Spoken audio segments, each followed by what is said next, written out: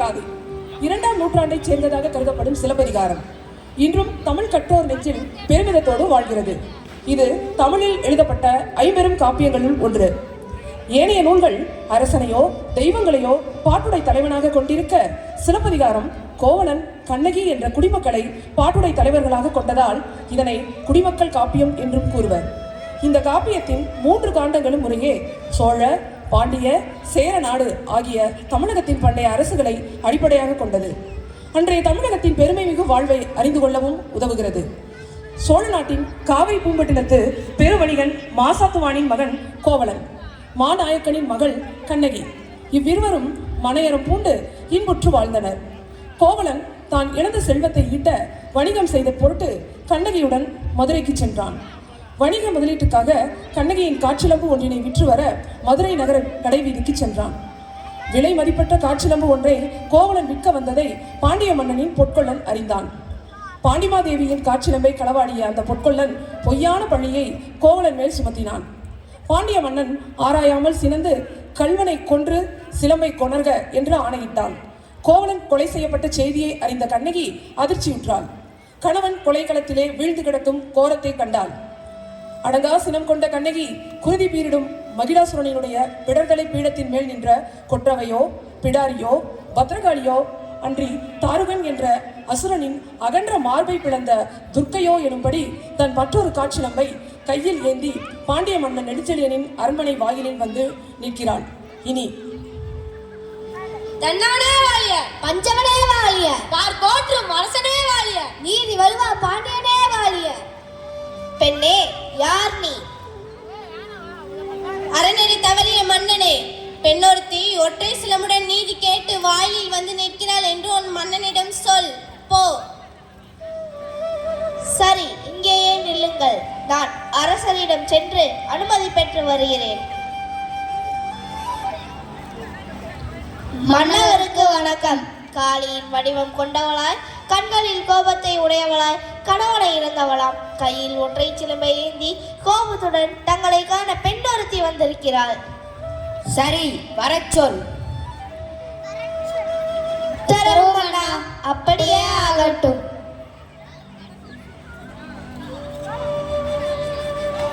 நீங்கள் உள்ளே செல்லலாம்.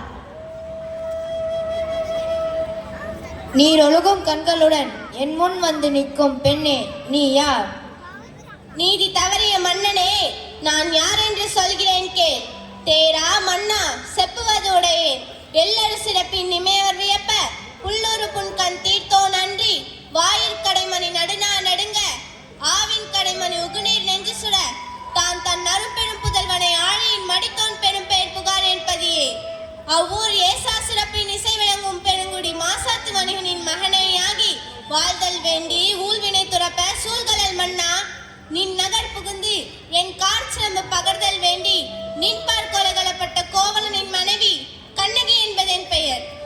புறாவின் துயர் நீக்க தன் தசையை அறுத்து தந்த சிபி மன்னனும், பசுவின் துயர் துடைக்க தன் ஒரே மகனை தேர்கால் ஏற்றிக் கொண்டு நீதி வழங்கிய மனுநீதி சோழனும், செங்கோல் ஆட்சி புரிந்த புகார் நகரமே எனது ஊர்.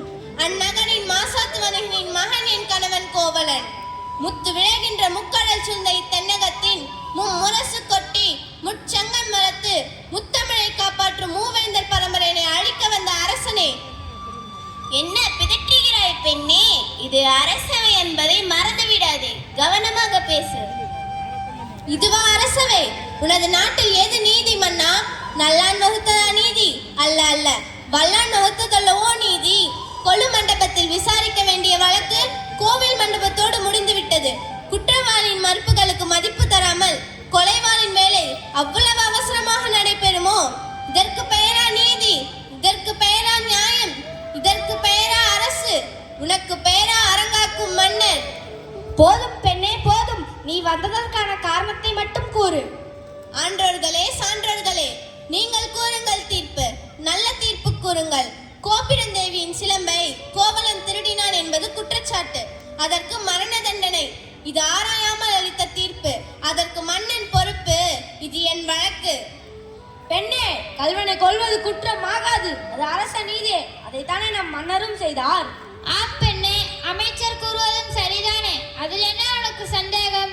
ஆராயாமல் சிலம்பு. என்னுடைய இன்னொரு சிலம்பை தான் என் கணவர் விற்க வந்தார். மா பாவிகள் அவரை கொன்று விட்டனர். அப்படியானால் தேவி அணிந்திருக்கும் சிலம்பு? அவைகளில் ஒன்று என்னுடையது. அதற்கு அடையாளம்? அடையாளம்? இத்தனை கேள்வி என்னை கேட்டு உன்னை குற்றமற்றவன் என காட்ட துடிக்கிறாயே.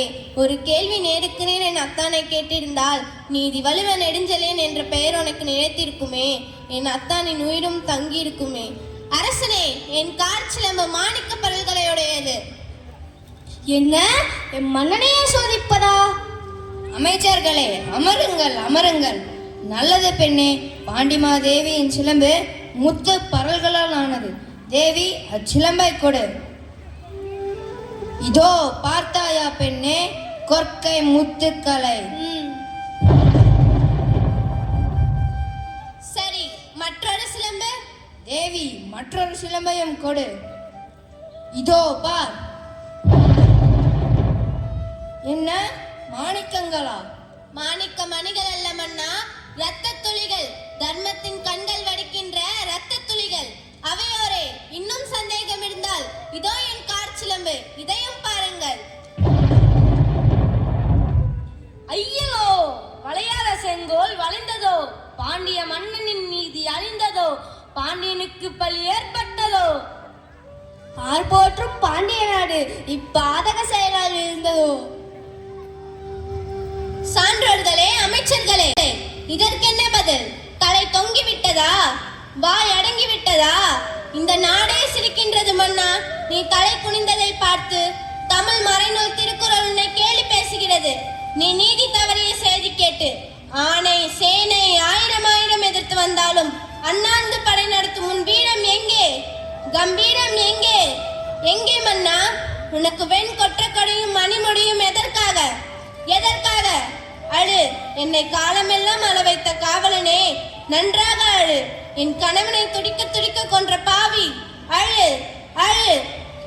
தாயே, தமிழே, என்னை மன்னித்து விடுங்கள். நான் தான் தவறு செய்து விட்டேன். பொற்கொல்லனின் கூற்றை அப்படியே உண்மை என்று நம்பி அறிவில்லாமல் போனேன். யானே கல்வன், யானோ அரசன். கெடுக என் ஆயுள். ஆ மன்னா, சோழகுல பெண்ணான கண்ணகிக்கு நீதி வழங்க தன் இன்னுயிரையும் கொடுத்து மண்ணுயிருக்கும் நீதி வழங்கிய மன்னவா, இந்த பாண்டிய குல பெண்ணை மறந்ததும் வேணோ. பாண்டிய நாட்டிற்கு ஏற்பட்ட அவச்சலை தீர்த்து விட்டீர்கள். நானே எனக்கு தருகிறேன் ஒரு தீர்வு. கணவனை இழந்தோருக்கு காட்டுவதில் கெடுக என் ஆயுள். அரசியல் பிழைத்தோருக்கு அறமே கூற்றாகும். உரைசால் பத்தினியை உயர்ந்தோர் ஏற்றி வணங்கட்டும். ஊழ்வினை உறுத்த வந்த எல்லோர் மனதிலும் ஆழமாய் பதியட்டும். கொற்றவனாயினும் குற்றம் செய்தால் தட்டி கேட்கும் கொள்கையை வகுத்திடுவோம். ஆணுக்கும் பெண்ணுக்கும் நீதியை பொதுவில் வைப்போம். பெண்களை துச்சமென கருதும் சமூகத்தை மாற்றிடுவோம். வேலியே பயிரை மேயும் அவலத்தை களைத்திடுவோம். ஆராயாமல் வழங்கப்படும் அதிகார தண்டனையை அப்படியே ஏற்காதே, அஞ்சியே நிற்காதே.